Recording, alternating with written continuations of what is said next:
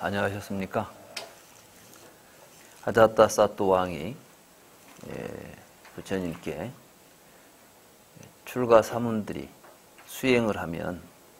출가해서 수행을 하면 어떤 좋은 결과가 있는 것인가? 이런 질문들을 했었죠.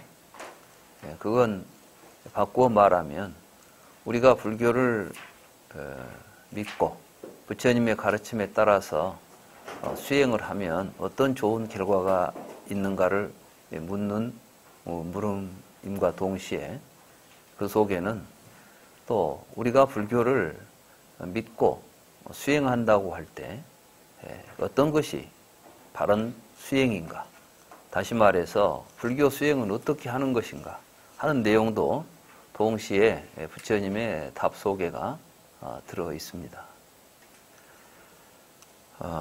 우리 주변에서 불교를 이제 수행한다고 하는 수행자들도 많고 또 불교를 수행하고자 하시는 분들도 많습니다. 그렇죠? 그러면 불교 수행이란 무엇일까요? 어떻게 하는 것이 참된 수행일까요?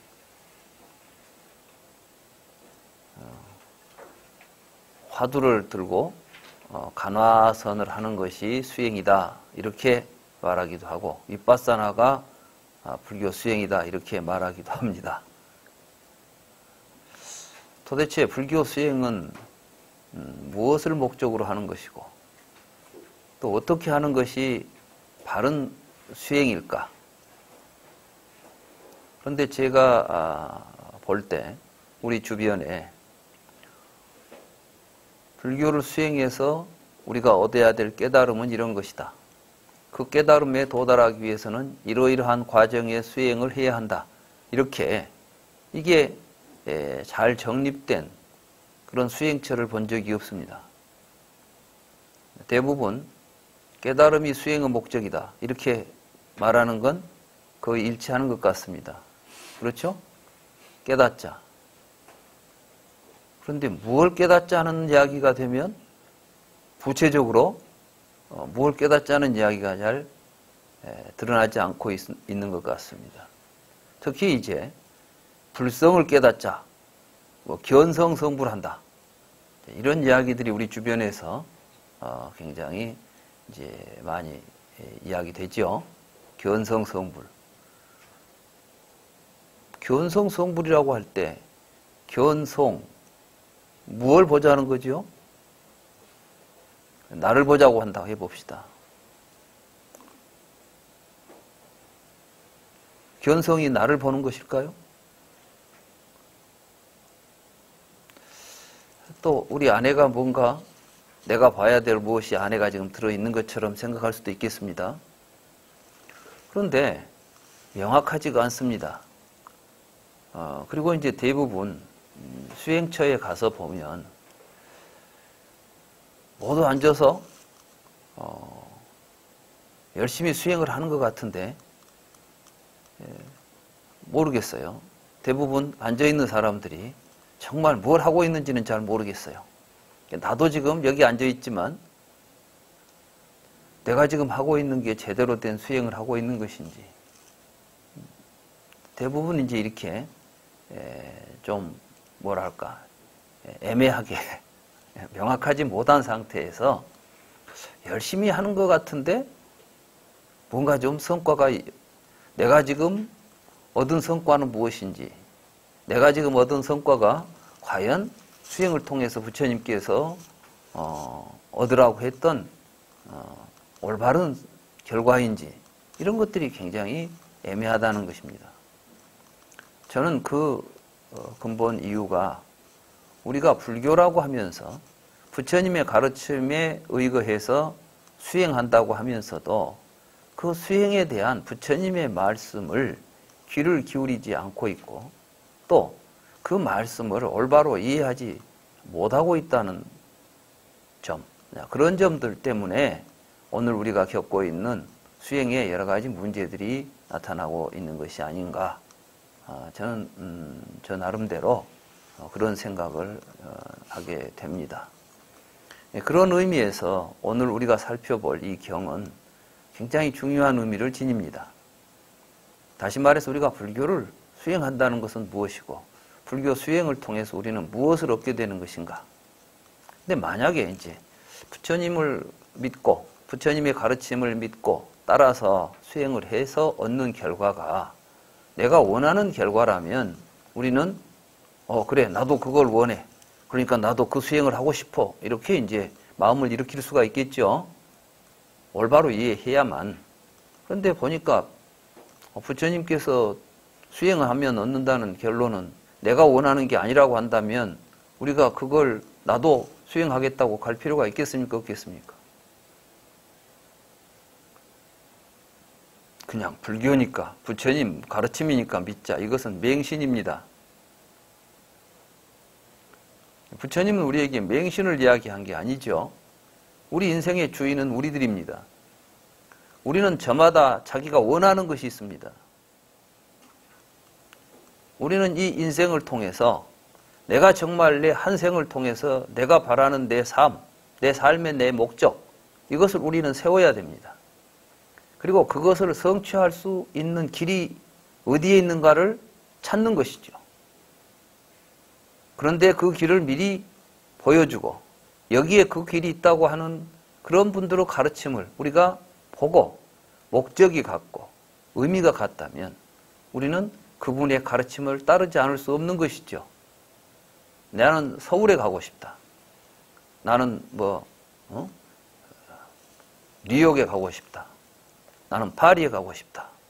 사람들은 저마다 각기 가고 싶은 목적지가 있을 것입니다. 그런데 어떤 사람이 나는 뉴욕에 가고 싶은데 파리에 가는 이야기를 하고 있다고 한다면 그 사람은 그 파리에 가는 이야기를 하는 사람의 이야기에 귀를 기울일 필요가 있겠습니까? 우리는 지금 막연하게 견성성불이라는 관념에 빠져가지고 견성성불 하면 좋다더라. 견성성불 하자. 이렇게 수행을 하는 것이 아닌지 과연 우리가 수행을 통해서 정말 얻을 수 있는 것이 무엇인지를 정확하게 알고 수행을 하는 것인지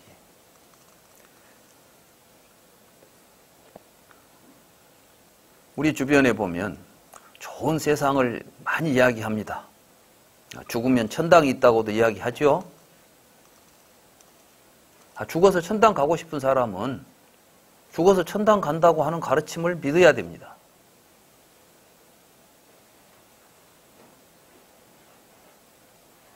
그런데 우리는 또 이렇게 생각해 봐야죠. 과연 죽어서 천당에 갈 수 있는지 우리는 내가 원하는 것이라고 해서 다 되는 건 아니죠.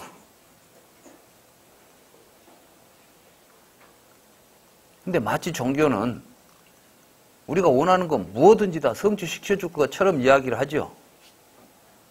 영생을 얻게 해준다 할지 영원한 행복을 얻게 해준다 할지 이런 이야기들을 들으면 우리는 솔깃합니다. 그런데 정말 영생이 가능할까요? 영생을 이야기하려면 우리는 생명이 무엇인가에 대해서부터 이야기를 해야 되겠죠. 내가 영원히 산다는 게 무엇인지 산다는 의미부터 알아야 영원히 산다는 이야기를 할 수 있지 않습니까? 근데 우리는 전혀 근본적으로 산다는 것의 의미, 생명의 의미, 나 자신의 존재에 대한 의미 이런 것들을 무지한 상태에서 오직 욕망에 의해서 그 욕망도 전혀 근거 없는 허망한 욕망에 의해서 어떤 목적을 정하고 그 목적이 마치 성취될 수 있는 것처럼 이야기하는 그런 이야기들에 귀를 기울이게 된다는 것입니다. 부처님께서는 그것을 마치 이제 비유하시기를 어떤 사람이 이 세상에서 제일 아름다운 여자하고 자기는 하게 되어 있다. 약혼을 했다. 그래, 당신이 말하는 그 여자는 어떻게 생겼어? 모르겠다. 본 적이 있는가? 본 적도 없다. 어디 사는지 아는가? 어디 사는지도 모른다. 아무것도 그 여자에 대해서 아는 게 없는데 다만 그 여자는 세계에서 우리나라에서 제일 아름다운 여자다. 나는 그 여자하고 결혼하겠다라고 한다면 그것은 이치에 맞는 이야기입니까? 그 사람은 과연 그 여자하고 결혼할 수 있을까요?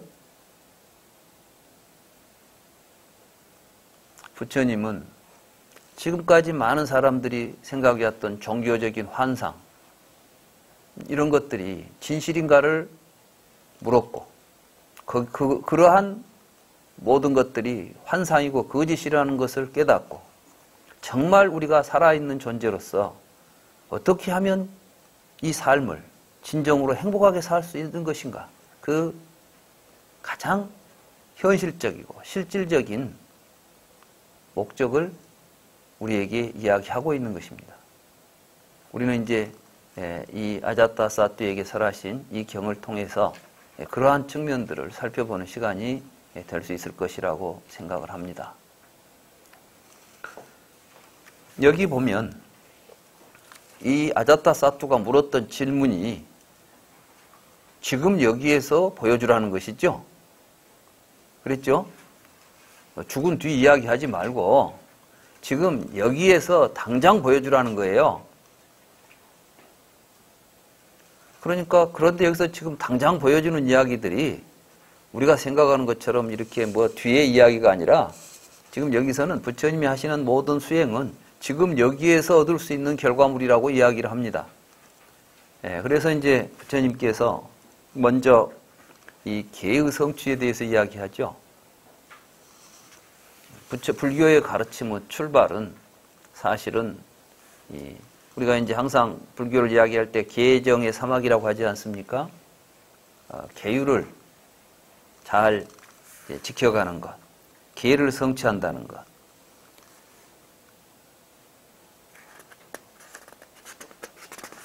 지난 시간에 제가 계율이 왜 중요한가 그런 이야기는 좀 했었죠?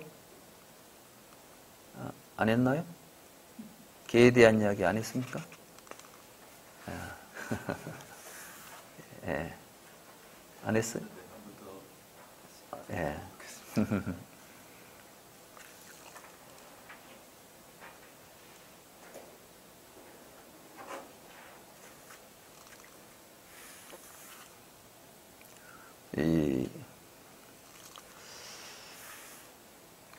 우리는 계를 마치 약간의 구속 정도로 생각하지요. 좀 뭐랄까요, 계율을 지켜야 된다는 것이 우리에게 부담으로 오지 않습니까? 뭔가 이 계율 속에 갇혀 있다는 생각을 하게 돼요. 뭐 술도 좀 먹고 싶은데 술을 먹지 못하게 하고 말이지. 뭐 이런 생각을 가져요. 그런데 불교에서는 이 계가 바로 우리를 해탈케 한다는 겁니다. 이게 계가 우리를 괴롭히는 게 아니라, 우리를 속박하고 있는 것이 아니라 우리를 속박으로부터 자유롭게 한다는 것입니다. 제가 이제 불교는 근본적으로 우리 모든 존재들, 다시 말해서 모든 생명, 모든 인간들이 평등하다는 데서 평등하다는 자각을 해야 된다고 그랬죠.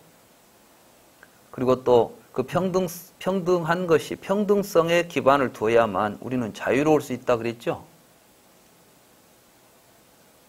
불평등한 사회에서 자유로울 수 있겠습니까?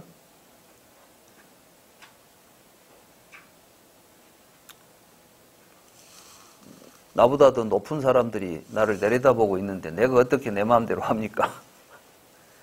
우리가 지금 평등한 사회라고 해놨지만은 여러분들이 회사에 가면 자유롭다고 느낍니까? 뭔가 좀 누군가로부터 억압을 당하고 있다고 느낍니까?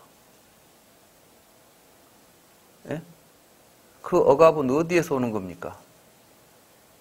불평등에서 오는 겁니다. 그렇죠? 그러니까 집도 집안의 모든 사람들이 함께 평등하다는 생각을 안 가지면 집안의 구성원들이 자유로울 수가 없습니다.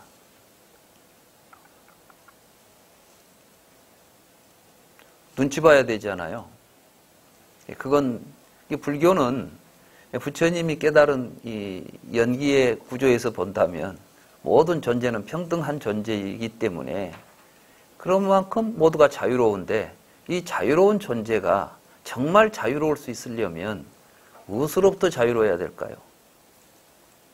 부처님은 탐진치로부터 자유로워야 된다는 겁니다. 다시 말해서 우리는 우리 자신에 대해서 정확하게 바르게 이해하지 못하면 자유롭게 자기 존재를 이끌어 갈 수가 없습니다. 우리는 무지하기 때문에 자기 존재에 대해서 무지하지요. 불교에서 무지라는 것은 세상의 지식에 대한 무지가 아니라 자기 자신에 대한 무지입니다. 그래서 결국 연기법이라고 하는 것, 부처님은 이제 연기를 우리에게 가르쳤지 않습니까? 연기의 구조를 보게 되면 우리가 지금 나라고 붙잡고 있는 것은 12연기 가운데서 유에 해당합니다. 유. 그 나라는 존재를 실체시하고 살기 때문에 생로병사의 괴로움이 일어나고 있습니다. 이것이 우리를 속박하고 있는 구조입니다. 여기서부터 벗어나기 위해서 부처님이 우리에게 가르치는 것은 너라고 생각하는 자기 존재성이 지금 내가 나라고 믿고 있는 이것의 구조가 무엇인가를 정확하게 이해하라는 것입니다. 그 정확한 이해를 돕기 위해서 이제 우리에게 여러 가지 교리를 가르쳤던 것이죠. 그 가운데 이제 연기설이라고 하는 것은 그 나라고 하는 생각, 실제로 여러분들이 가지고 있는 나는 실제 여러분들이 존재하는 어떤 대상을 지칭하고 있는 것이 아니라 여러분들이 나라고 생각하는 것을 가지고 여러분들이 나라고 믿고 살고 있는 거예요. 그렇죠? 나를 보신 분. 여러분 지금 한 번도 나를 확인해 본 적이 없죠? 아마 봤으면 거울 보고 얼굴이나 봤을 거예요. 그렇지만 정말 저 얼굴이 나냐고 또 물어본다면 그런 것 같지는 않죠? 여러분들이 말하는 나는 누구입니까? 그런데 그 나에 대한 이해도 없이 내가 성불을 해야 되겠다, 내가 뭘 해야 되겠다, 내가 뭐 수행을 한다 이런 이야기를 하고 있으니까 문제가 되는 거예요. 가장 중요한 것은 그래서 이제 이러한 나의 구조를 정확하게 이해해야 되는데 그런 것들이 잘 이해가 되지 않은 상태에서 우리들이 뭘 하게 되느냐?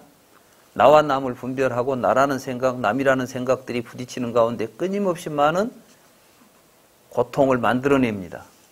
그런 고통을 만들어내는 구조 속에서 가장 극렬하게 자아가, 나라고 하는 것이 가장 강하게 거짓된, 참된 자아가 아닌 분열된 자아가, 다시 말해서 우리에게 나오는 분별심으로 집착하고 있는 자아가 가장 강력하게 작동하는 행위들이 사실은 우리가 세상에서 말하는 악행들입니다.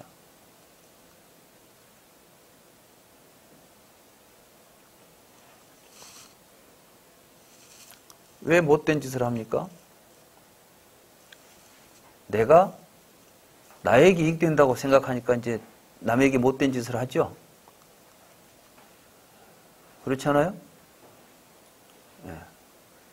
우리 얼마 전에 5월 18일 광주 5.18 있었잖아요. 그 5.18에 광주 시민들을 향해서 총을 쏘고 이런 사람들이 무엇 때문에 그 일을 했죠? 국가와 민족을 위해서 했습니까? 거짓된 조작을 했죠. 심지어는 이 극렬한 이런 그 데모를 유도하기 위해서 사실 그 앞에서 이 극렬한 행동을 앞장서서 했던 사람들은 다 이 조직원들이었다는 보고가 있습니다. 다시 말해서 어떤 사람은 같이 데모하면서 앞에서 막 극렬하게 막 뭐 화염병을 던지고 막 했던 사람이 잡혀가서 보니까 자기를 취조하려고 들어오더라는 거예요. 이런 경우까지 있었어요. 그러니까 거의 말하자면 광주를 지목하고, 근데 그런 일들을 지금 무엇 때문에 하죠? 자기가 지금 뭔가 그때 이제 자아가 있는 거예요. 나라는 내 욕심을 충족시키려고 하는 이런 것들이 이제 남을 대상으로 해서 자기 욕망을 충족시키려고 하는 거죠. 이게 자타가 분열되기 때문에 나타난 현상 아니겠습니까? 만약에 나와 남이 본래 한 몸이라는 생각을 우리가 갖게 된다면 그런 마음 자체가 일어나겠습니까? 일어나지 않겠습니까? 살생은 그러니까 근본적으로 뭡니까? 살생을 하지 말라. 굉장히 어떻게 보면 살생하지 말라는 말은 불가능한 말입니다. 우리가 현실적으로 가능하지 않은 이야기예요. 왜냐? 여러분 오늘 뭘 먹고 오셨어요? 여러분들의 음식 가운데 생물, 생명 아닌 것 있습니까? 밥과 반찬이 다 뭐예요? 생명입니다. 그걸 그냥 여러분들은 난 살생하지 않으니까 이렇게 생각할 수 있겠어요? 실제로 부처님 당시에 어떤 비구가 자기는 살생을 하지 않는다라고 이야기하면서 자기는 계율을 아주 잘 지킨다고 자랑하면서 자꾸 다른 비구들의 행동에 대해서 시비를 걸어요. 에이, 부처님 계율에 어긋나지 않냐 하고. 그러니까 이제 같이 수행하는 분들이 되게 이제 성가신 거예요.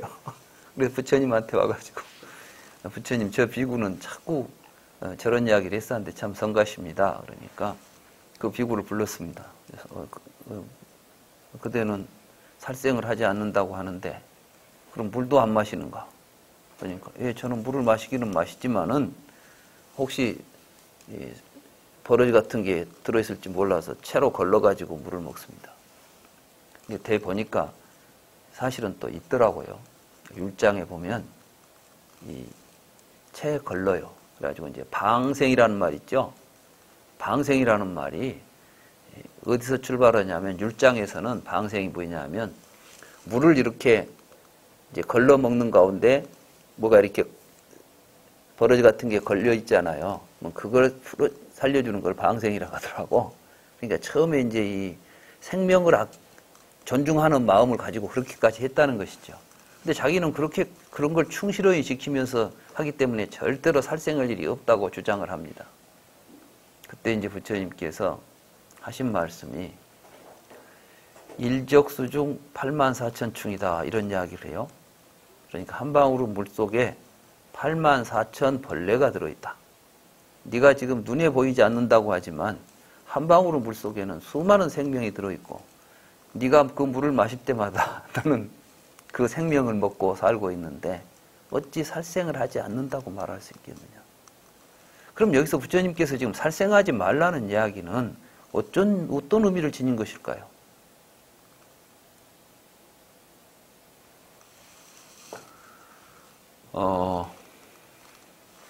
그래서 사실은 불살생계도 이게 제대로 된 우리가 이제 이 정견을 가지고 가지 않으면 불살생계를 지킬 수도 없는 것입니다. 그래서 계율을 이야기할 때 세 가지로 이야기를 해요. 하나는 무엇이냐면은 이 별해탈계. 이것은 계목 하나하나를 지키는 걸 별해탈계라고 그러고, 정공계. 선정에 들어서 우리의 마음이 선정에 들어있으면 우리의 마음이 움직이지 않아서 본래 모든 업이라는 게 이제 마음에서 일어나지 않아요. 그래서 선정에 들어있으면은 계가 저절로 성취되는 걸 정공계라고 그러고, 그 다음에 도공계는 팔정도를 수행하는 삶이 곧 계율의 완성이라고 말하는 것입니다. 그러니까 이 팔정도에 보면 제일 앞에 뭐가 있죠? 정견. 그러니까 정견을 가지고 지혜를 가지고 살아가는 거. 그럼 지혜를 가지고 산다는 것은 무엇이냐면 연기를 깨달아서 하는 겁니다. 연기에 의하면은 우리는 모두가 다 같이 서로 의존해 있습니다. 그래서 이제 부처님께서 사념처 수행을 가르치시는 경전에 보면 신념처를 말씀하실 때 이 몸을 잘 관찰하면은 식집 즉 신집이다. 우리가 먹은 음식이 모여가지고 내 몸이 있다고 이제 관찰하라는 거예요. 식몰즉 신멸이다. 먹을 거 없으면 내 몸도 사라진다. 그걸 관찰하라는 겁니다. 그러면 내 몸을 안팎으로 보게 된다는 거예요. 그러니까 내 몸을 이 안에 있는 몸만 보고 있으면 항상 있는 것처럼 보이지만 안팎으로 이렇게 관계성을 가지고 보면 사실은 이 세상에 내 몸이라고 할 만한 것이 없다는 통찰에 도달하게 됩니다. 이것이 무아입니다. 그러면 내 몸이 지금 없다는 이야기가 아니라 내 몸은 내 바깥에 있는 것 없이는 없다는 이야기 아니에요. 이해가 되세요? 그럼 여러분들은 몸과 바깥 세상은 둘입니까? 하나입니까? 예? 둘이 아니에요. 여러분들이 둘이라는 생각을 가지고 살면 살생을 안 할 수가 없겠죠.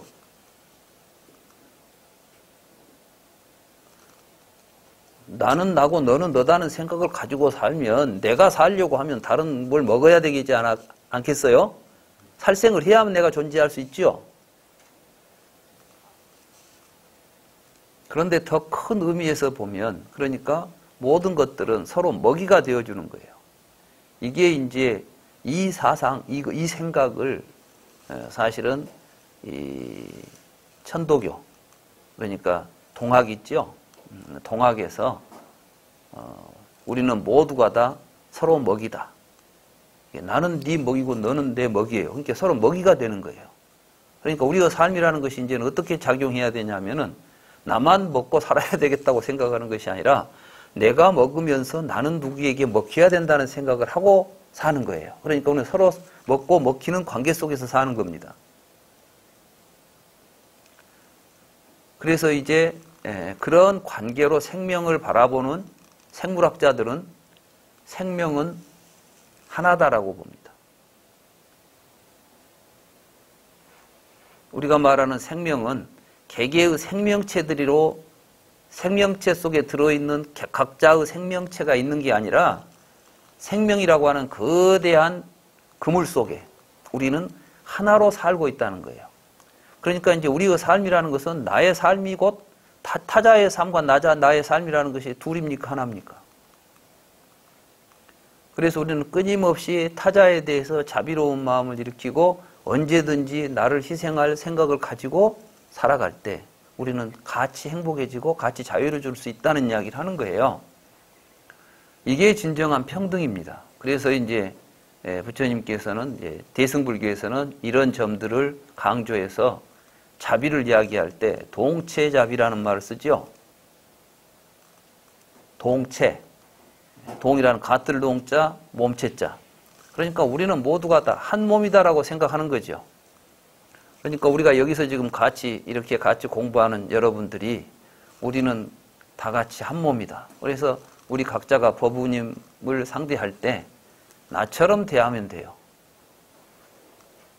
나를 대하듯이 나라고 생각하고 보는 거예요.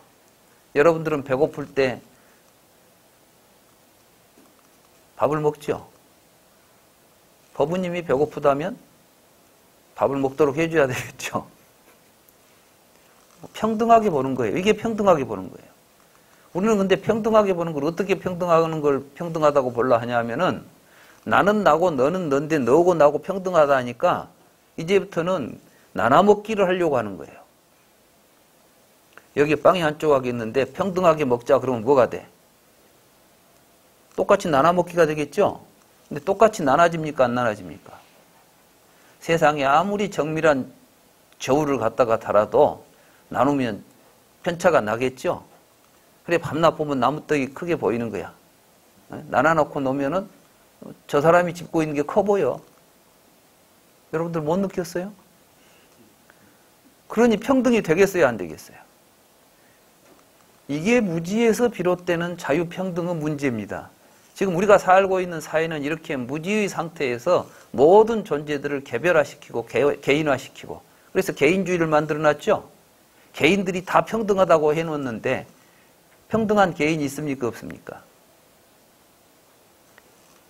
이론적으로는 우리가 살고 있는 이 사회는 각각의 개인이 똑같은 권리를 가지고 똑같이 평등한 존재라고 이야기하죠. 그런데 실질적으로 이것이 가정에서 이것이 실현됩니까? 사회에서 실현됩니까? 아무 데서도 실현될 수 없는 허구적인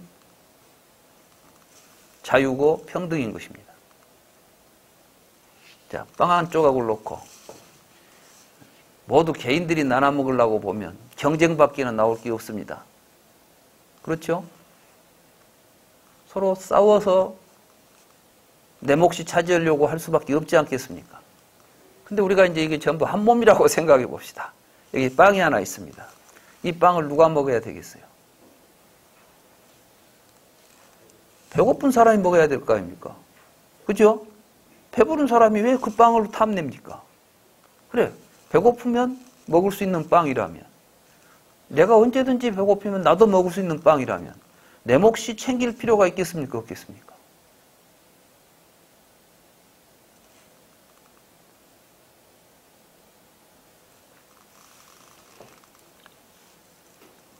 이게 평등입니다. 누가 거기서 빵 때문에 불평등을 느끼겠습니까? 나처럼 보는 겁니다. 나와 남을 분별하지 않고 보는 겁니다. 이게 평등입니다. 그러니까 이것은 무등입니다. 서로 구별이 없는 거예요. 분별이 없는 거예요. 광주에 가면 무등산이라는 산이 있죠? 예. 우리는 1등이 되려고 하죠? 그런데 1등은 안 된다는 거예요. 1등 하려 하지 말고 등급을 없애자는 거예요. 서로 평등해지자는 거예요. 이게 평등이라는 것은 무엇이 서로 있어가지고 평등하다면 아예 그냥 그 서로 이 높낮이를 잴 수 있는 그 자체가 없어져 버리면 뭐가 되겠어요? 이게 무등이에요. 이게 불교에서 말하는 평등입니다. 이런 걸 우리가 진정한 살생을 하지 않는다 이렇게 말하는 거예요. 내 마음속에 죽이려는 의사가 없는 거예요. 그렇죠? 그리고 서로 살리려고 하는 의사가 있는 거예요. 그렇기 때문에 보살은 자기 몸을 죽여서 다른 생명을 살리는 일을 수도 없이 많이 한 공덕으로 성불을 했다 이런 이야기가 나오지 않아요.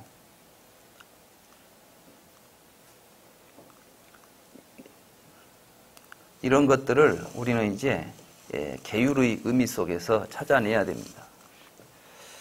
저는 불교 수행이 결코 그 환상적인 어떤 종교적인 환상을 쫓아서는 안 된다고 봅니다. 부처님께서는 그런 환상을 심어주기 위해서 수행을 이야기한 게 아니라 지금 여기에서 살아가는 우리들의 삶 자체를 보다 더 행복하고 자유롭고 평등하게 만들기 위해서 또 그것이 바로 진리에 걸맞는 삶, 진리에 어울리는 삶이기 때문에 가르친 것입니다. 도둑질도 마찬가지죠. 니건 내 것이 없으면 도둑질이 있겠습니까? 없겠습니까? 왜 도둑질이 세상에 나타납니까? 니건 내 것 만들어놨으니까 도둑질이 생기는 거예요. 사실은 이제 이런 이야기들이 이 경의 저 뒤에 보면 이 태초경이라는 경이 있습니다. 태초경에 보면 도둑놈이 왜 세상에 나타나느냐? 세상에는 처음에 니건 내 것이 없었는데 논두룩밭두룩 생기고 나서 도둑놈이 생겨요. 이제 말하자면 땅을 나눠가지고 소유를 서로 나누고 니건 내 것 만들어 놓고 그 다음에 이제 농사를 지어라 하니까 게으른 놈들은 농사를 안 지어. 남이 지어놓은 농사를 이제 배고프니까 훔쳐다 먹어.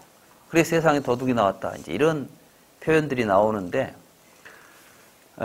아무튼 이 계율은 우리가 바르게 이해해야 되는 것이 계율은 우리를 해탈하게 하는 것이고 이 계라고 하는 것의 완성은 결국은 지혜로부터 나온다.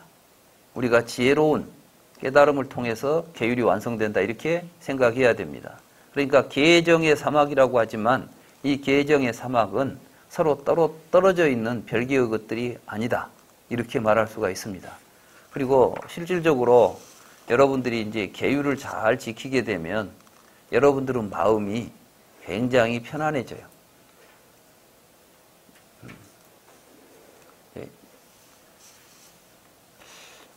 해보시면 압니다. 어떤 이런 이야기를 제가 들은 적이 있는데 이제 불교의 계율이라는 것이 처음부터 다 모든 계목을 다 지키는 게 아니라고 합니다. 그러니까 불교의 계율은 이제 수분계예요. 분수에 맞게 계를 받아요. 내가 이제 지킬 수 있는 것부터 지켜가는 거예요. 처음부터 막 5개, 10개를 다 지키겠다 이런 게 아니라 나는 이것부터 하겠다. 그래서 이제 그 하나를 지키고 나면 하나를 더 늘려서 지키고 그래서 이제 구족계. 빠짐없이 다 지키는 걸 이제 구족이라 그러잖아요. 이렇게 이제 계를 지켜가는 건데, 어떤 분이 아무리 생각해도 뭐 다른 건 지키기가 좀 어렵겠고, 해보니까 거짓말을 하지 않겠다. 이 계율은 가장 만만하니 보이더랍니다. 그래서 이제, 나는 거짓말을 하지 않겠다는 계율을 지키겠습니다. 이렇게 해가지고 이제 그 계율을 지키기로 작정하고, 이제는 절대 내가 거짓말 안 한다. 그랬는데, 그러다 보니까 뒤에 가니까 음주계도, 불음주계도 지키게 되고, 등등 다른 계율들이 다 따라서 지켜지더라는 거예요. 뭐, 집에 갔는데, 뭐, 친구들하고 어디 가서 술 먹고 왔는데, 부인이 오늘 저녁에 어디서 왜 이렇게 늦게 와요? 그럼 거짓말 못 하니까, 이제 또 다 이야기를 하려고 보니까, 또, 뭐, 그러지 않겠어요? 그러니까 이제 거짓말을 안 해야 되겠다고 그 계율을 하나 지키고 가다 보니까 삶 자체가 달라지고 변화가 오고, 이렇게 해서 결국은 계율을 다 수지하게 되고, 그러면서 마음 해탈을 얻었다. 마음 해탈입니다.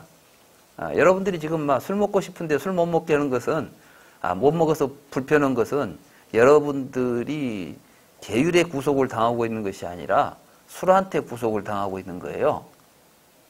그죠? 술이 지금 막 나를 끄는데 그 술한테 끌려다니면서 그 자유롭다고 생각하냐 이게. 사실은 그걸로부터 자유로워져야 되는 거예요. 우리가 이제 진정한 해탈을 위해서 계율을 우리가 받아 지녀야 된다. 이런 생각을 가지고 수행하는 거. 이게 이제 공덕입니다. 불교를 공부하기 전에는 우리가 그냥 사회적인 윤리나 도덕 또는 계율 이런 것들을 우리가 상당히 좀 거추장스럽게 생각한다면은 불교를 바르게 공부하면 그 바른 의미를 가지고 우리의 삶의 행복으로 만들어내는 것입니다. 그러면서 이제 우리들은 이런 계율을 통해서 우리의 마음이 편안해져야 우리가 비로소 자기 자신에 대해서 성찰할 수가 있는 것입니다. 이 자기 자신을 성찰하라 그러니까 많은 사람들이 뭐 자기를 바로 봅시다. 마음을 뭐 닦읍시다. 이렇게 말하면 자, 자기를 바로 보는 방법이나 마음 닦는 법을 구체적으로 어떻게 여러분들은 알고 계십니까? 불교 공부하면 뭐 많이 써져 있죠? 자기를 바로 봅시다. 또 뭐 마음 공부합시다.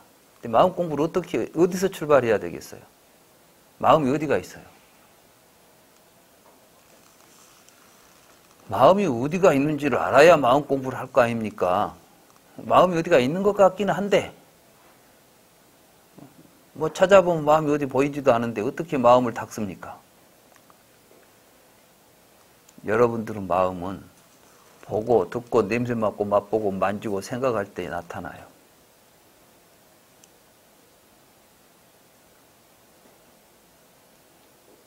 그렇습니까? 안 그렇습니까? 지금 생각해 보세요. 지금까지 생각을 못 하셨다면 오늘 제 이야기를 듣고 도대체 마음이라는 놈이 어디가 있는가 생각하니까 마음이 움직이죠 지금. 여러분들이 나를 딱 보니까 보이죠? 이 교수가 있네? 이 마음이야 이게. 지금 이 마음이라는 걸 어떻게 딴 데서 찾으려 하지 말고 마음은 어디에도 없지만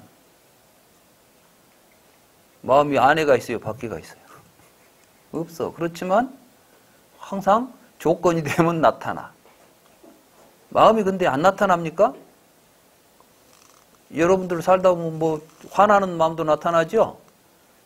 기쁜 마음도 나타나고 슬픈 마음도 나타나고 막 나타나지 않아. 그런데 어디가 있는가를 찾아보면은 있는 장소는 모르겠는데 여러분들은 분명히 마음이 나타나는 건 보지요? 그러면서도 이게 어째 나오는지 어떻게 있는지도 모르고 살고 있는 거예요 지금. 불교에서 마음이라는 거 어디가 있다래요. 형이상학적으로 어떤 실체화해가지고 불성이라는 놈이 안에 있으니까 삼매에 들어가지고 쏙 들어가면 그때 그 마음자리가 보인다. 마음자리라는 말 자체가 어디를 보고 마음자리라 하냐? 촉입처. 뭐가 이렇게 촉하는 자리에서 마음이 일어나는 거예요. 그 촉이 일어나는 근거가 12입처예요. 그래서 이제 12입처를 부처님이 그렇게 강조하시는 거예요. 안이비설신의. 그래서 이제 이 안이비설신의가 일어나고 있는 그게 뭐냐면 우리들의 지각활동이죠. 보고 듣고 냄새 맡고 맛보고 만지는 일을 하니까 마음이 일어날 거 아니겠어요?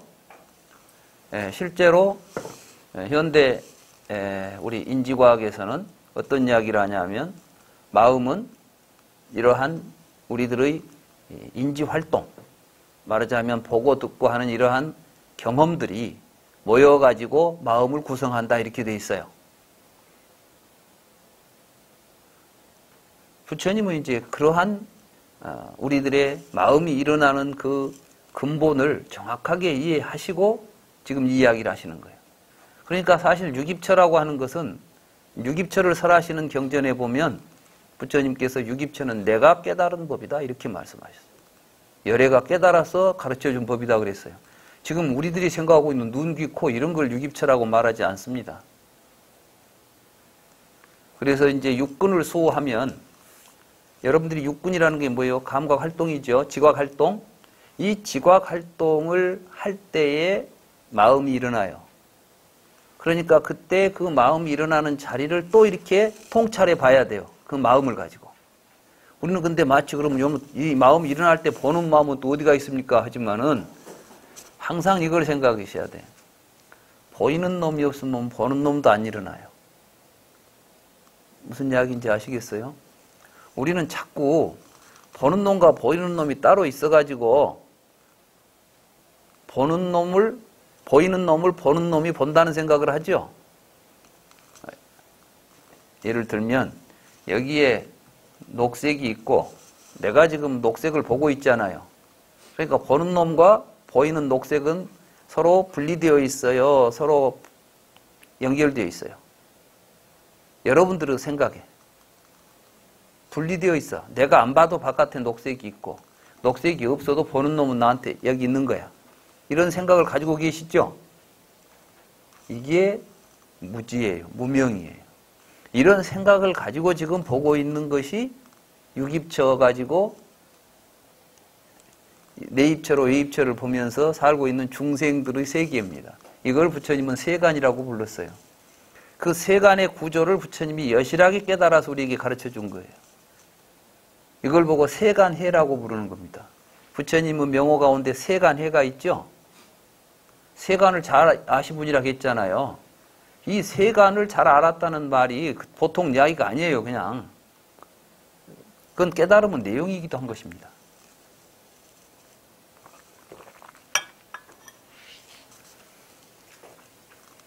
그래서 부처님께서는 이 지각활동을 할 때 잘 지켜봐가지고 그때 우리의 마음속에서 어떤 마음이 일어나가지고 허망하게 나라는 생각을 계속 키워내고 만들어내는지 그 과정을 잘 살펴라는 거예요. 그러니까 여러분들이 지금 나라고 생각하고 있고 개인으로 생각하고 있는 나는 초기 12연기에서 본다면 생노사 앞에 있는 유예요. 유를 연하여 생이 있고 생을 연하여 노사가 있다 그랬죠? 여러분들은 전부 지금 나라는 놈이 있어가지고 태어나서 죽었다는 생각을 하고 있지 않습니까? 여러분들이 태어났다는 말하고 늙어 죽는다는 말을 하려면 그 앞에 뭐가 있어야 돼요? 태어나고 늙어 죽는 놈이 있어야 될 거 아닙니까? 그게 주어로서 작동하는 명사적 구조를 가지고 있고 그것이 나의 생사에서는 나의 존재잖아요. 그래 부처님은 그걸 존재라고 분명하게 불렀어요. 이렇게 그 존재가 있기 때문에 생노사, 생로병사가 있다. 그럼 나는 그런데 여러분들은 이 존재가 태어나서 죽을 때까지 동일한 존재로 있을 거라고 생각했죠. 태어나서 죽을 때까지 내가 동일한 내가 있습니까? 다른 내가 있습니까? 여러분들은 태어나서 죽을 때 태어날 때는 다른 놈이었고 죽을 때는 다른 놈이었다고 생각하겠습니까? 우리가 생각하는 그 나의 실체를 우리가 모르기 때문에 그 놈을 바로 보라는 거예요. 그러니까 불교에서 나를 바로 봅시다. 그 말이 틀린 말이 아니에요. 그런데 그 나를 바로 본다는 것이 무슨 의미인지를 모르고 이야기만 하니까 문제지. 그러니 12연기어 통찰이라는 것은 그러니까 유를 바로 보자는 거 아니겠어요? 그렇죠? 부처님께서 노사는 왜 있는가? 생을 연하여 노사가 있구나. 생은 무엇 때문에 있는가? 유가 있기 때문에 그랬구나. 이렇게 말씀하셨잖아요. 좀 생로병사를 해결하자는 게 불교라면 맞죠? 또 그런 말 하죠. 불교는 생사 문제를 해결한다. 많은 사람들이 그 말만 들을 때는 불교 수행을 하면 이제는 안 태어나고 안 죽는갑다. 그래. 불교 수행하기 전에는 태어나서 죽던 존재가 수행을 하고 나니까 안 태어나고 안 죽는 존재가 될 것 같습니까?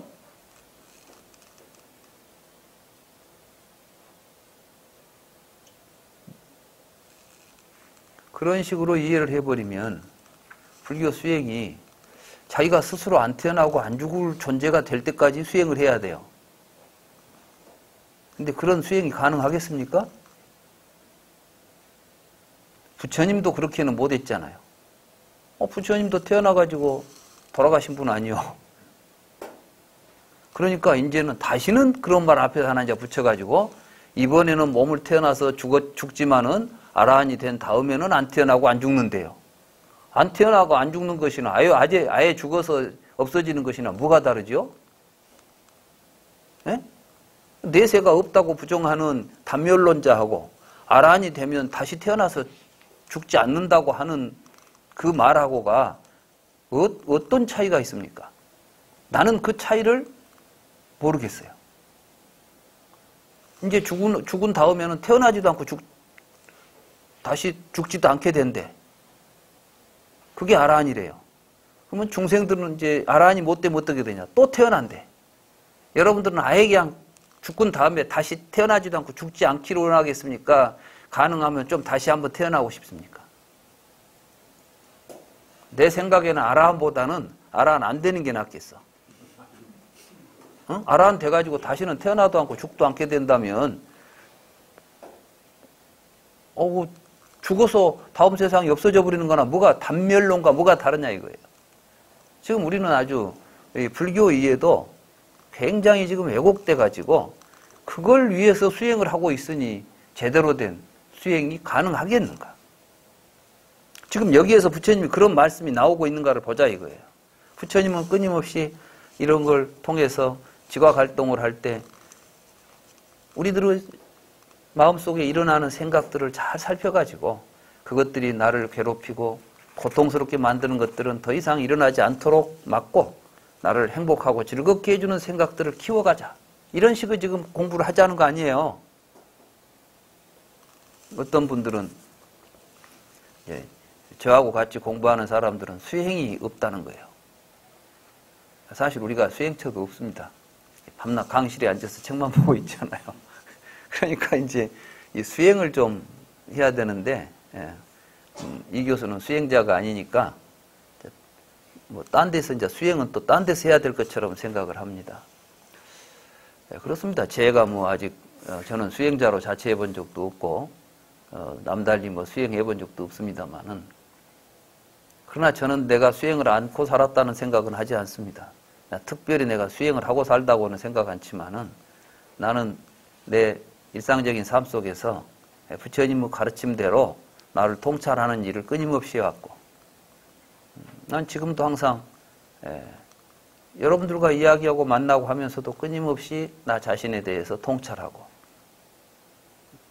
내가 일어나고 내 마음속에서 일어나고 사라지는 생각들에 대해서 항상 내가 지켜보고 이게 잘못됐다 싶을 때는 항상 반성하고 그건 지금도 하고 있습니다.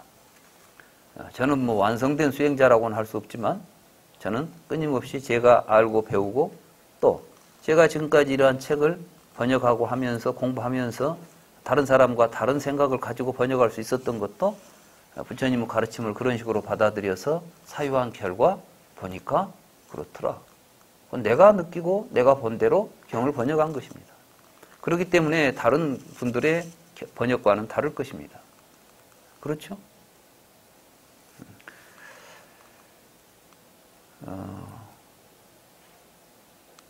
제 은사님이 제가 이제 광주에서 관음사라는 절에 대학 3년을 다니는 동안 출가해서 그때 이제 그 스님을 모시고 절에서 생활을 했었는데 그 스님은 어려서 이제 출가를 해가지고 일찍 포교당에 나와가지고 뭐 포교 사업 하느라고 어린이 법회도 하고 유치원도 만드시고 엄청난 말하자면 아마 그분이 좀 제대로 지원도 받고 아마 뭐 이런 거 했으면 한국 불교가 엄청 달라졌을 겁니다. 아이디어도 좋고 생각도 좋고 오직 그 생각으로 평생을 살다가 47에 돌아가셨어요. 근데 이제 그분이 밤낮 이제 하시는 말씀이 자기도 이제 좀 정말 여건만 되면 이거 다 내던져버리고 산에 들어가서 수행을 하고 싶다는 거예요. 한 철이라도 좀 화두 잡고 앉아서 좀 뭔가 그냥 우리에게 이제 그런 그 신화적인 어떤 뭐가 있어요. 그래서 어디 깊은 산에 들어가서 공부를 해야 뭐가 된다. 그러니까 또 누가 들어가서 앉아있다 나왔다 하면 뭐가 크게 달라졌을 거라고 또 생각을 하는 거예요. 그러니까 그런 일을 하지 않은 사람은 아무것도 수행이 안 된 사람이라고 또 생각을 하는 거예요. 나는 가만히 지금 생각해 보니까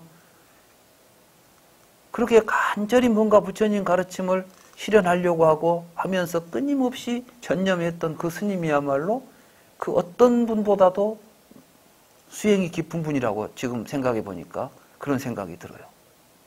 정말 순수하게 자기 욕심 없이 이 세상을 어떻게 하면 부처님 세상을 만들어낼까? 어린이 법회를 해야 된다. 어린이들을 키워야 된다 생각해가지고 이분은 1962년도에 광주 관음사에다가 보문유치원이라는 유치원을 만듭니다. 그때 그분 나이가 19살이에요. 19살짜리가 어떻게 유치원을 만들 생각을 하냐. 그리고 어린이 법회 만들고 중고등학생 법회 만들고 하면서 포교해야 된다. 어린이 때 포교를 해야지 어른 돼가지고 가르쳐봐야 뒤에 가면 다 생각해버린다. 어려서부터 이 부처님 마음을 심어야 된다. 이런 생각을 했고 마지막 돌아가실 때까지 사실은 전국 유치원 연합회 뭐 이런 걸 조성하고 불교 유치원을 조직적으로 서로 같이 불교에 있는 모든 대한민국에 있는 불교 유치원들이 어떻게 같이 서로 협력하고 연합회를 조직해가지고 같이 서로 지식을 공유하면서 같이 어린이 포교를 해야 되겠다는 그 사업을 하기 위해서 하다가 과로로 사실은 이제 암으로 돌아가신 거예요. 스트레스로. 신명을 바쳐서 하신 거죠. 나는 이게 불자들이, 수행자들이 보여줘야 될 삶이라고 봅니다. 그렇지, 어디 뭐 깊은 산중에 올라가서, 남들 공양 받아가지고 잘 먹고 지내고 내려오는 것이, 그게 무슨 어려운 수행이겠습니까?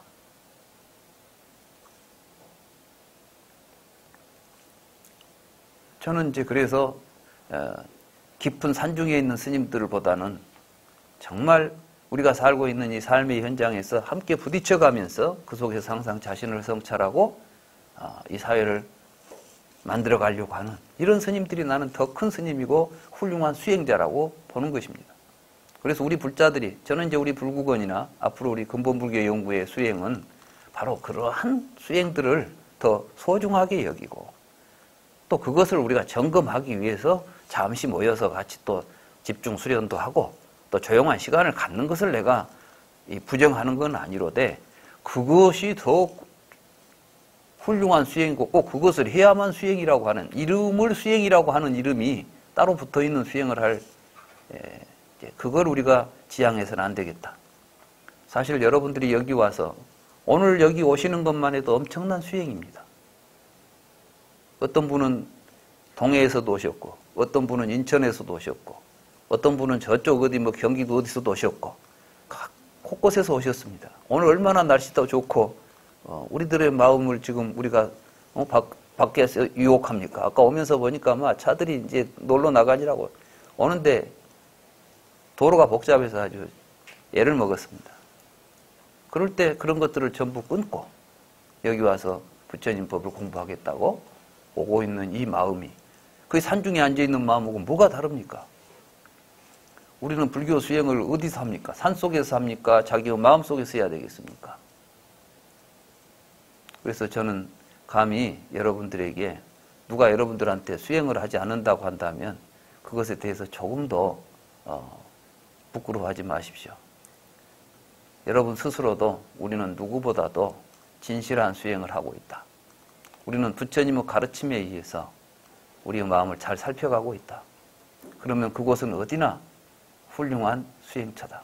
사실은 여기 보면 이제 부처님께서 비구들이 부처님의 말씀을 듣고 홀로 고요한 곳에 뭐 나무 밑이나 이렇게 이야기했잖아요. 이런 곳이 있어요. 그러면 얼른 보면 진짜 나무 밑을 찾아다녀야 될 것처럼 이야기하지만 어느 경에 보니까 그런 이야기가 있어요. 바로 이렇게 마음을 자기 스스로 자기의 마음을 잘 들여다보고 있는 곳, 이것이 홀로 있는 곳이에요. 독정처라 그러죠. 홀로 고요한 곳에 앉아서 수행한다 그러잖아요. 그곳은 다른 데가 있지 않아요. 부처님은 그걸 분명하게 여러분들이 제가 번역한 경들을 읽다 보면 그런 말씀이 나오는 경이 있을 겁니다. 거기에 뭐라고 나오냐면 바로 비구들의 고요하고 혼자 있는 곳은 바로 자기 마음을 들여다보고 있는 장소예요. 그러니까 거기는 그것이 뭐 어디 차 안이든 어디든 그렇게 있으면 그 독정처에 있다 이렇게 말하는 것이지. 아무리 깊은 산중에 혼자 앉아 있어도 마음속이 심란해가지고 안 보고 바깥에 보고 산다면 그것은 결코 홀로 앉아 있는 곳이 아니겠죠.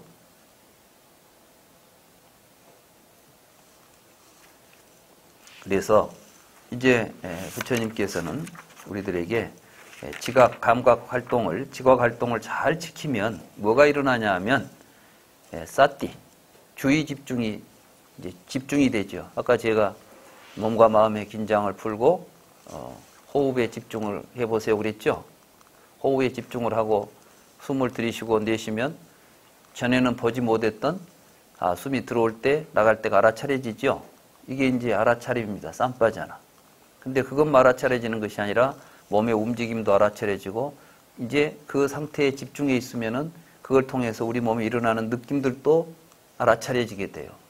아마 다양하게 예전에 생각하지 못했던 많은 것들이 여러분들이 집중하게 되면은 나타나게 됩니다. 이것이 이제 주의 집중과 알아차림입니다.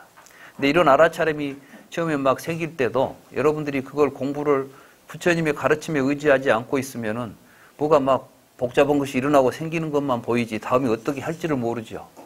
그때 이제 부처님께서 그때 이걸 연하여 일어나는 것이다. 이것은 이렇게 해서 일어나는 것이다. 이렇게 이제 쭉 가르침들이 여기에 이제 부처님의 가르침을 그러니까 우리가 잘 배워가지고 그 하라는 대로 하고 있으면은 그 다음에 무엇을 내가 이 다음에는 어떻게 하는 것이구나 이런 게 이제 드러나게 된다니까요.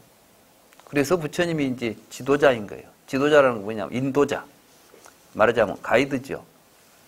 부처님은 자신을 우리를 끌고 다니는 어떤 뭐 앞에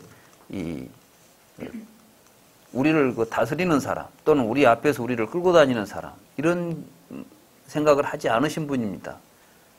나는 먼저 열반의 성에 도달했다. 그리고 내가 가서 사람들에게 알려주고 그 길을 나는 안내하고 있다. 이게 부처님이에요. 그러니까 부처님은 어떤 분이에요? 우리하고 부처님이 나는 깨달았으니까 너희들은 내 아래에 있다 이렇게 보셨습니까? 평등하다고 봤습니까? 여러분들이 가이드가 여러분들보다 더 높은 위치에 있다고 봅니까? 평등하다고 봅니까? 네? 평등하다고 보죠? 그렇지만 가이드를 존중해야 됩니까? 안 해야 됩니까? 존중의 문제와 차별의 문제는 다릅니다. 존중한다고 해서 그 사람의 지배를 받는다는 입장이 아니라 내가 존중한다는 것은 그 사람의 말씀을 듣고 따를 수는 있습니다. 그렇죠? 여러분들이 존중하고 존경하는 분이 있으면 그분을 따르고 믿고 하겠죠. 그렇지만 그분으로부터 내가 억압을 받고 그 사람의 어떤 통치를 받는다는 생각은 안 하죠. 우리는 이제 평등한 관계는 이 평등한 관계에서 우리는 모두가 다 서로 존경받고 서로 존경하고 이런 관계를 만들어 가야 됩니다. 근데 우리는 마치 이제 평등하게 되면 어떤 데가 있냐면, 말하자면 깔 보고 얕보는 관계가 아니라는 것이에요. 우리가 평등한 관계에서 상대방을 얕보고 깔 보면 우리 존재 자체가 어떤 존재가 됩니까? 높은 존재가 됩니까? 하천한 존재가 됩니까? 평등한 관계인데 그 평등한 관계에서 상호 우리가 존중과 사랑으로 관계가 맺어가면 우리는 모두가 다 존경받고 사랑받을 수 있는 존재가 되겠죠. 평등한 존재인데 서로 멸시하고 시기하고 질투하는 관계가 된다면 우리 관계는 어떻게 되겠습니까? 우리 존재가 어떻게 되겠습니까? 네. 우리 존재는 우리가 스스로 만드는 존재입니다. 우리는 우리 존재가 결정되어 있지 않습니다. 그게 공입니다. 이 공 가운데는 우리가 만드는 대로 될 수 있어요. 그러니까 원을 세우는 거예요. 공이니까 자유로운 겁니다. 비어있으니까 내가 마음대로 내 인생도 만들 수 있고 내 세상도 만들 수 있는 겁니다. 이 세상은 주어져 있지 않습니다. 지금이라도 우리가 마음을 변화시켜서 세상을 바꾸려고 한다면 세상은 바꿔집니다. 근데 많은 사람들이 나와 세계를 분리시켜 놓고 이 많은 사람들 속에 나 혼자인데 내 혼자 생각을 가지고 세상이 어떻게 변하겠어. 그러니까 남 사는 대로 따라 살면 그만이야. 이런 식으로 자기 존재를 부정하고 삽니다.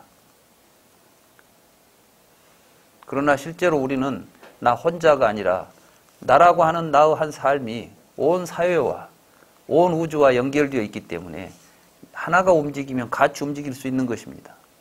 부처님이라는 한 분의 깨달음이 3000년 동안 지금까지 작용하고 있는 것입니다.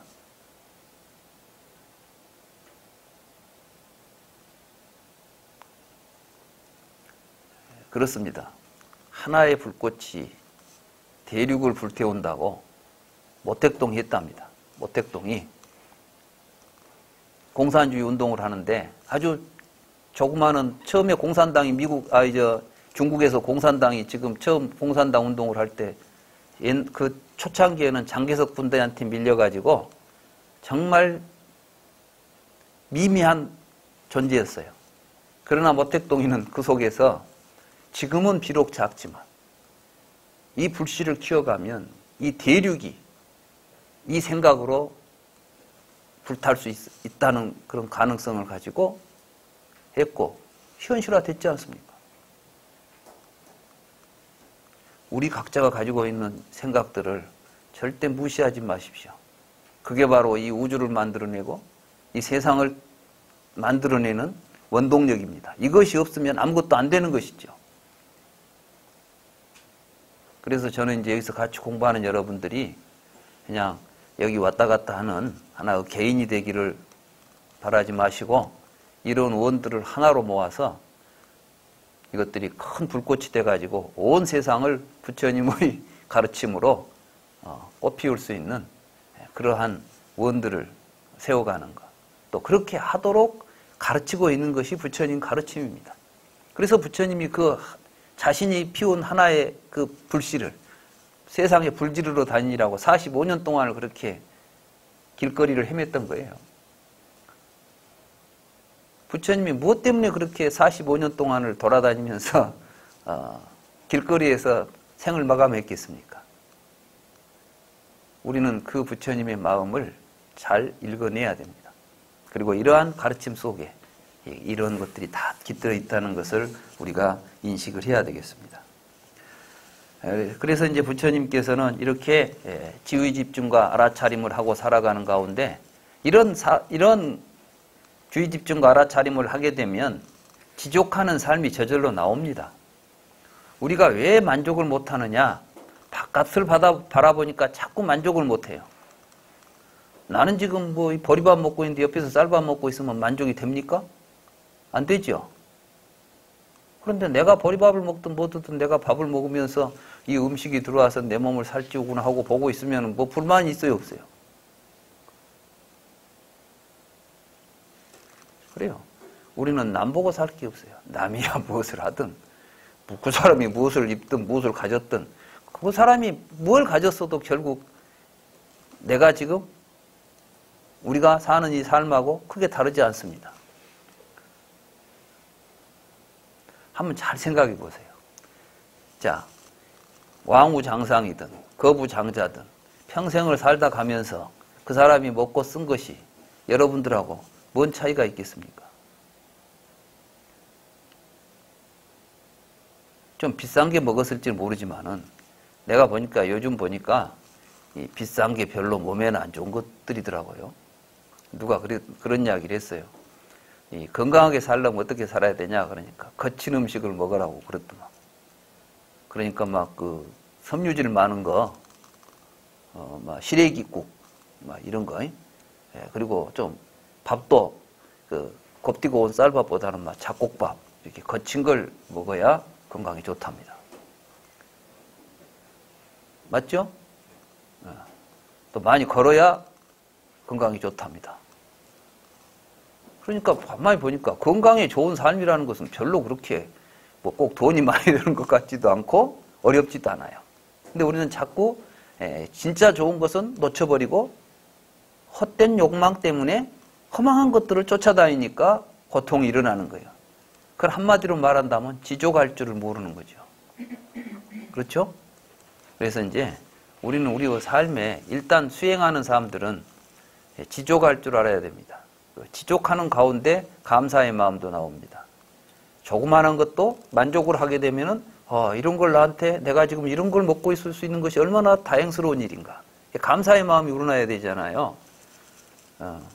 난 기독교의 그 매사에 감사하라 그런 말을 하더라고요. 그래서 내가 그거 참 좋은 말이다.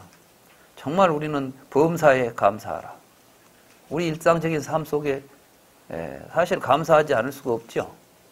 그런 이야기는 사실 우리 불교계에 이미 있었던 이야기죠. 여러분들이 이제 몰라서 그렇지. 뭐 요즘 많이 식사할 때 공양계 있죠? 공양계.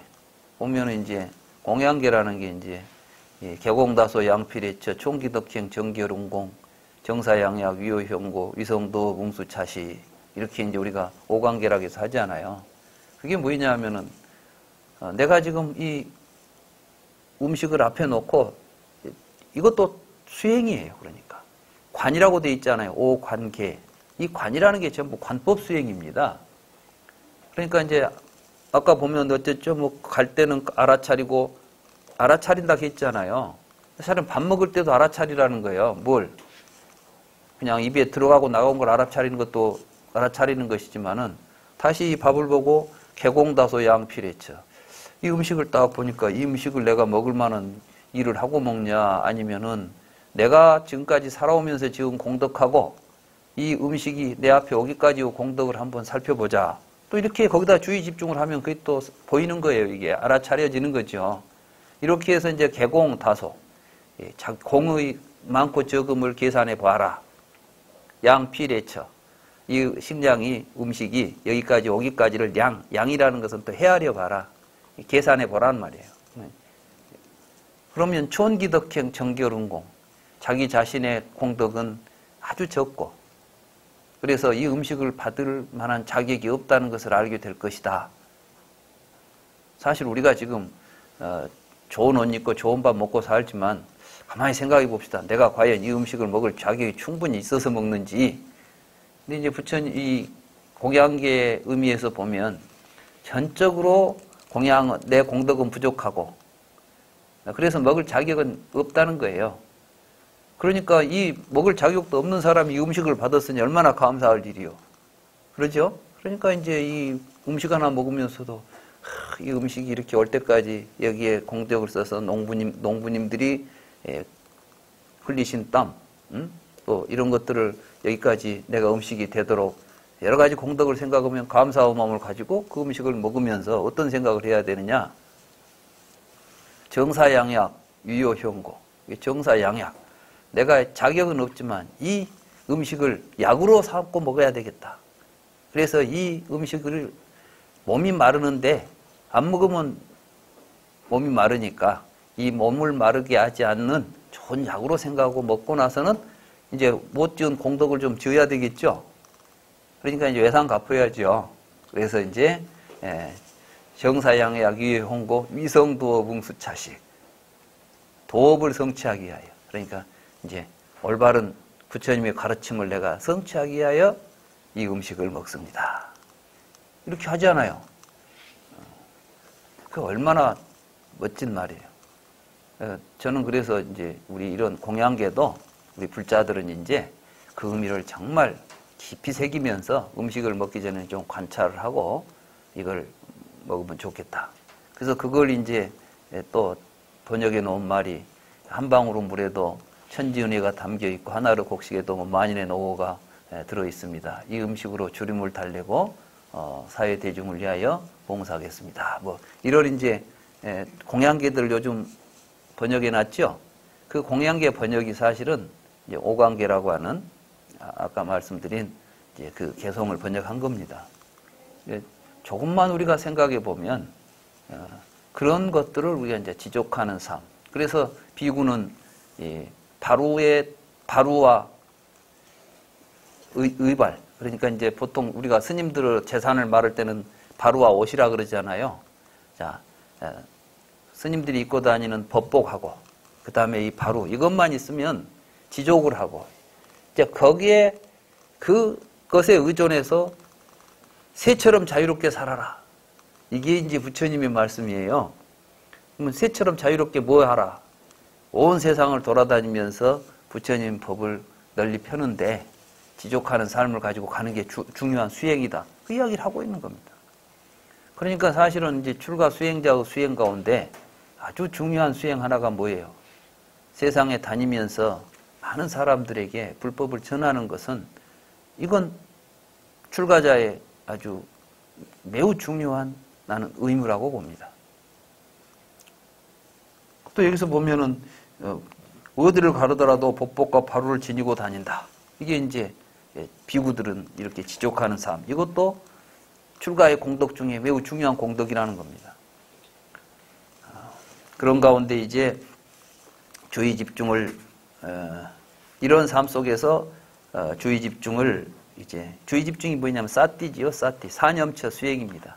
이런 것이 갖추어진 다음에 진정한 수행들이 가능해진다 하는 이야기를 지금 여기서 하고 있는 것이죠. 그러면 이러한 주의 집중을 통해서 하는 수행의 요체는 뭐냐? 그것은 마음의 정화입니다. 우리 마음을 밝히는 거예요. 그런데 아까 제가 이야기했죠. 마음이 어디가 있는지를 알아야 마음을 뭘 맑게 하든지 더럽게 하든지 해야 되는데 그러니까 아까 이야기가 됐잖아요. 말하자면 육군을 수호하라 그랬죠. 여러분들이 마음 공부를 하려면 첫째, 여러분들이 보고 듣고 냄새 맡고 맛보고 만지고 생각할 때 여러분들이 그때 일어나는 마음을 항상 살피는 거예요. 누구한테 어떤 이야기를 들을 때 이야기를 듣고 그는 판단해가지고 막 이렇다 저렇다 하고 밖에다가 여러분들은 마음을 내보내지 말고 누가 어떤 이야기를 하면 그 이야기를 들을 때 아, 저 사람의 이야기가 나에게 이렇게 들려서 나에게 지금 이런 마음이 일어나는구나. 여기에 만약에 악심이 일어난다면 아, 나는 아직도 악심이 있구나. 아직 정화돼야 되겠죠, 이거. 더러운 마음이잖아요. 그래서 아, 내 이 마음을 가라앉혀야 되겠구나. 자꾸 이렇게 해야 이제 뭐가 돼? 정화가 되는 거예요. 아까 그 근문을 잘 수호하면은 이 보초가 성문을 지키고 있다가 못된 놈이 들어오면 못 들어오게 막아야 될 거 아니에요. 좋은 사람이 들어오면 어서 들어오라고 받아들여야 될 거 아니에요. 그런 것처럼 여러분들이 이제 여러분들의 지각 활동을 할 때 보고 들을 때 딱 보면 아, 이걸 보니까 이런 좋은 생각이 일어나고 이건 참 부처님이 말씀하시기를 좋은 생각이라고 했다. 그럼 그 생각은 내가 잘 키워야 되겠다. 그래서 항상 그게 이제 사정단이에요. 사정단. 여러분들이 보면 이제 사정단에 보면은 이미 일어난 악은 끊고 일어나지 않은 악은 일어나지 못하게 하고 지금 일어나고 있는 선법은 증장시키고 아직 일어나지 않은 선법은 또 새로 일으켜라 이렇게 돼 있죠. 그것을 하려면 어디에서 그게 가능하겠어요? 사정단이. 사념처를 해야 사정단이 가능한데 사념처를 하는 게 바로 육군 수호가 바로 사념처 수행하는 거예요. 육군을 수호하고 있으면 저절로 뭐가 일어나요? 여기서 여러분들의 느낌이 촉을 통해서 발생하고 마음이 움직이는 것까지가 다 연결돼서 나온단 말이에요. 그래서 이제 마음을 정화하는데, 이때 이제 세간에 대한 탐욕을 버리고 탐욕을 떠난 마음으로 지내면서 탐욕으로부터 마음을 정화합니다. 여러분들은 자꾸 이제 지각 활동을 할 때 바깥에 있는 세상에 뭐 좋은 것도 있으면 갖고 싶고 막 이런 탐욕들이 이제 작동할 때 그걸 보고 마음을 정화하고, 화나면 화날 때 악이 없는 마음으로 그건 이제 대치하는 방법이에요. 대치. 이제 수행을 갖다 대치라고도 그래요. 대치. 뭐가 대치냐면은 탐이 있으면 탐심에 대치해서 뭐가 마음을 일으켜야 되겠죠. 말하자면 적이 있으면 적을 물리치는 아군이 있어야 될 거 아니에요. 비유하자면 그런 것처럼 이제 수행이라는 건 대치하는 게, 탐심이 일어나면은 그때 탐욕을 없애는 마음으로 대치를 해야 되겠죠. 화가 나면 뭐예요? 이때는 화를 없애는 마음, 이게 연민심이라거나, 그래서 여기 보면 뭐라고 되어 있냐면 그 마음을 버린 다음에 악이 없는 마음으로 지내면서 살아있는 모든 것을 연민하는 벗이 되어 지대로부터 마음을 정화합니다. 이게 상당히 중요한 수행입니다.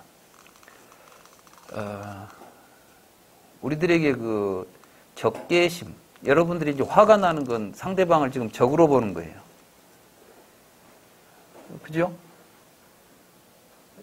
그러면 이제 여러분들에게는 뭐가 나오냐면 이제 분노심이 나오고, 그 다음에는 이제 굉장히 뭐랄까요, 이 포악한 폭력이 나오게 돼요.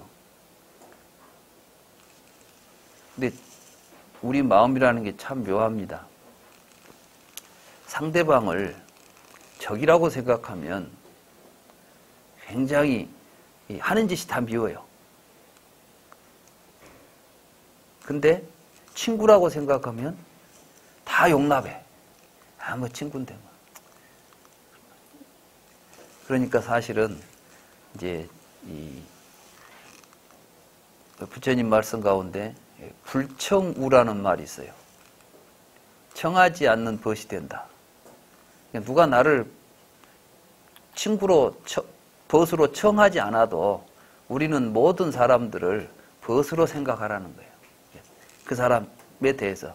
그 사람이 나를 욕하고 나를 비난할지라도 거기에 대해서 원한의 마음이나 이런 걸 일으키지 않고, 저 사람에 대해서 내가 저 사람이 내 친구다라고 친구처럼 바라보기.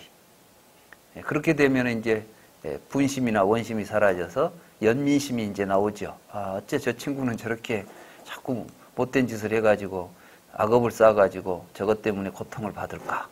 이런 생각이 일어나야지. 너는 너무 저 못된 놈은 아주 또 저는 어떻게 해야 돼 저거? 이런 식의 이제 마음이 일어나면 안 되겠죠. 그러니까 어떤 또 동일한 사안에 대해서도 이런 것들은 사실은 굉장히 현실적인 가르침이에요.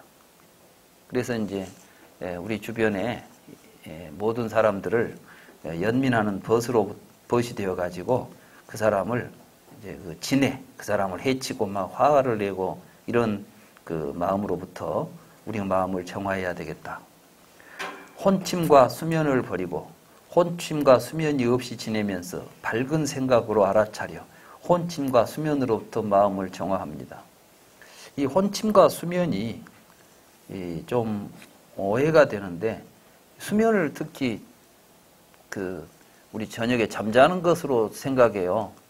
그러니까 이제 이 불교에서 말하는 그 번뇌 가운데 수면이라는 말이 있죠. 이 수면은 무의식 중에 하는 행동들을 수면이라고 그래요.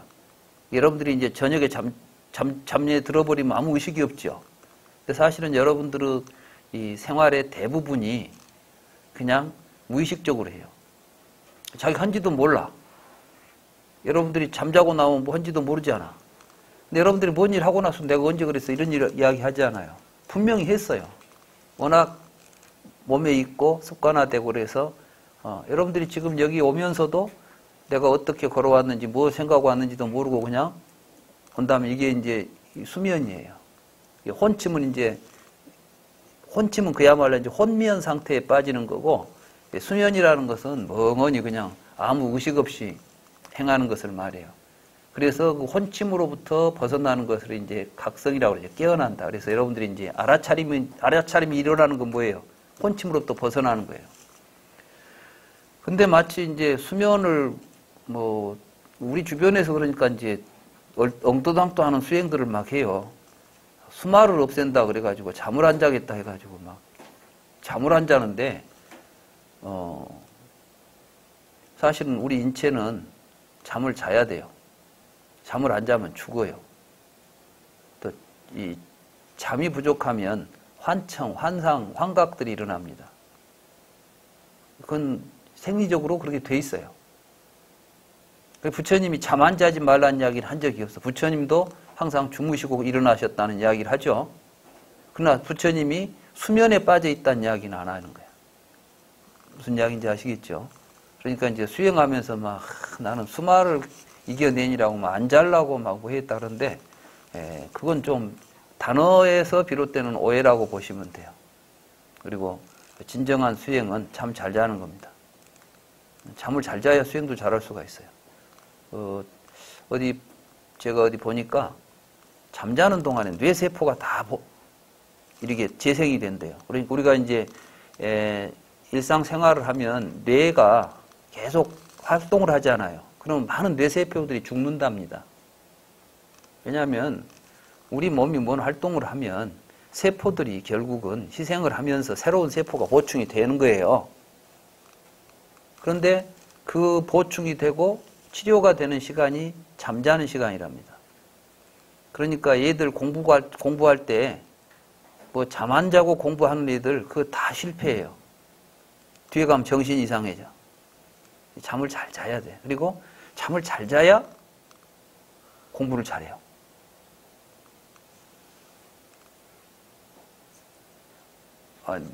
내 친구들 보니까 나는 아예 공부를 안 했으니까 뭐 공부 안 하고 잠만 잤으니까 나는 모르겠는데 내 주변에 이 공부를 정말 잘하는 친구들 이런 친구들은 보면 잠이 많아요. 근데 잠이 많다는 건 가만히 보니까 뇌 활동이 활발하다는 거예요. 내가 일을 많이 해놨으니까 이제 뭘 해야 돼? 쉬어야 되잖아요. 그러니까 몸에서 잠을 청하는 거야.